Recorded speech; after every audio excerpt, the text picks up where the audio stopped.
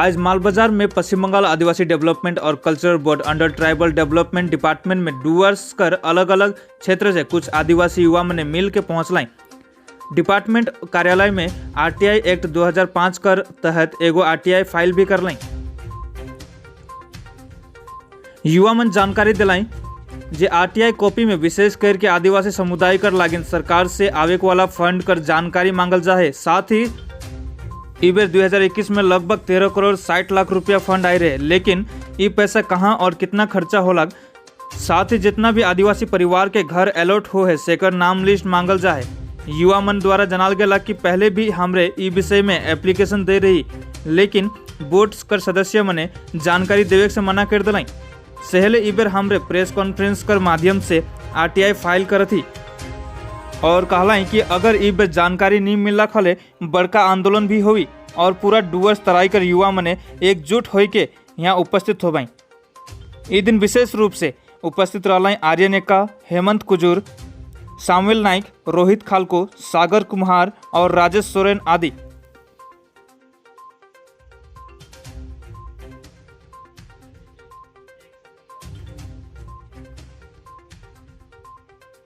आज हमरे मने यहाँ मालबाजार कर जे आदिवासी डेवलपमेंट जे ट्राइबल डेवलपमेंट ऑफिस जे है यहाँ ट्राइबल डेवलपमेंट बोर्ड और साथ ही आदिवासी टास्क फोर्स के जे ऑफिस है यहाँ हमने मालबाजार क्षेत्र में हम उपस्थित रही यहाँ हेड ऑफिस में। और साथ ही जो बताए के लिए चाहूँ जे हमिनकर मुख्यमंत्री ममता बनर्जी हमिनकर आदिवासी मन कर लेकिन जितना भी फंड मन देते हैं पिछले दिनों से पिछले 2018 से लेके 2021 तक बहुत सारा फंड आई चुके जो लाखों लाखों करोड़ों करोड़ों रुपया कर जो खर्चा करते हैं हमिनकर आदिवासी मन कर, लेकिन वो हमिनकर आदिवासी मन के जो नहीं मिले कर कारण से आज हम मैंने यहाँ विशेष रूप से आज मालबाजार कर जो ऑफिस है हेड ऑफिस में ट्राइबल डेवलपमेंट ऑफिस साथ ही आदिवासी टास्क फोर्स जो ऑफिस है आज हम मैंने आरटीआई करे के लिए आई रही और यहाँ आरटीआई कर चुकी है हम मैंने रिसीव भी ले चुकी है आरटीआई करे के लिए आई रही ताकि हम जाने सकब जे पिछले दिन का 2018 से लेके एखन 2021 तक जे भी फंड अलग पिछले दिन ही जे इलेक्शन से पहले 13 करोड़ 60 लाख रुपया लगभग आई रहा। वो 13 करोड़ 60 लाख रुपया कहाँ गेलक और कहाँ कहाँ यूज होला के हम मैंने यहाँ जाने के चले आरटीआई में वो सबके मेंशन करी। साथ ही साथ हम मैंने जाने के लिए मिलक जो 401 घर आदिवासी मन कर लेकिन सैंक्शन हुए तो वो 401 घर कहाँ कहाँ जा है केकर पास जा है वो क्या हम जाने के चाहिए ताकि हमके इतना तो पता लगो का नीडी पर्सन के मिले जेके जरूरत रहे सेके मिले कि नहीं मिले और बहुत सारा चीज़ सुने के लिए मिलेला वो सब के जाने कर। लेकिन आज हम मैंने यहाँ ट्राइबल डेवलपमेंट ऑफिस मालबाजार में हम उपस्थित रही। विशेष करके हमें मैंने जो आरटीआई के माध्यम से यह जाने के लिए चाहली जे घर कर लेकिन ही विशेष करके काली कि जे बोर्ड यहाँ जो बनाल जाए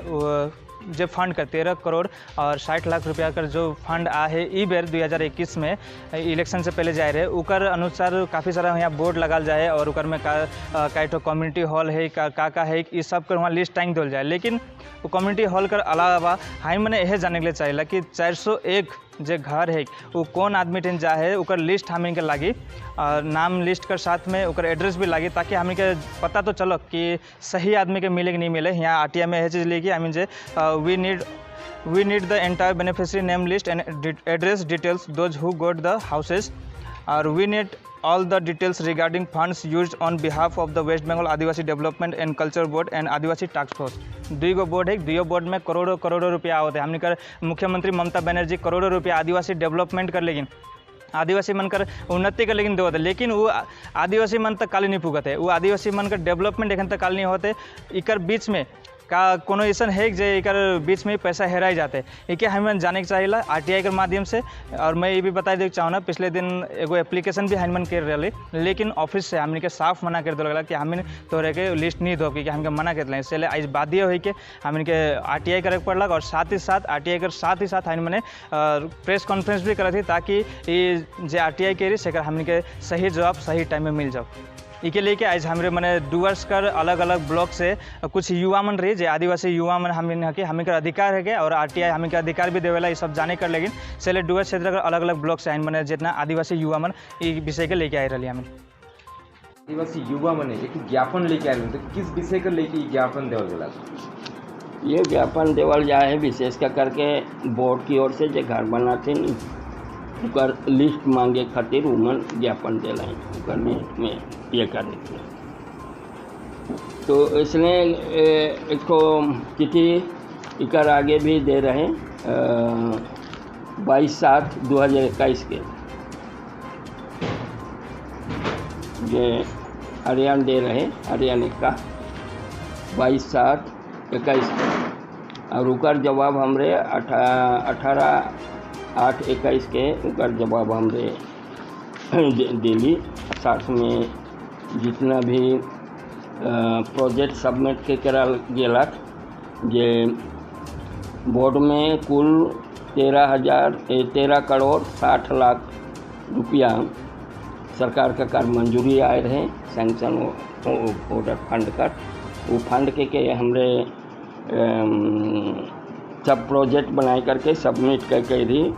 13,59,47,250 का प्रोजेक्ट बनाए के डिपार्टमेंट में सबमिट करल जाए हैं। और ये लिस्ट भी हरियाणा के देवल जाए रहे दे करके ये करके, लेकिन वो जो लिस्ट मांगल जाएला मांग रहे वो लिस्ट देवे नहीं पाले, कारण कि वो लिस्ट देवे के लगी बोर्ड से अप्रूवल लेवे के पड़ी, यानी बोर्ड मीटिंग में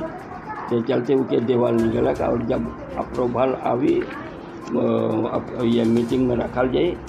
अगर वो रिजोल्यूशन हुई तो देवल जाए पीछे में, यही बात नहीं।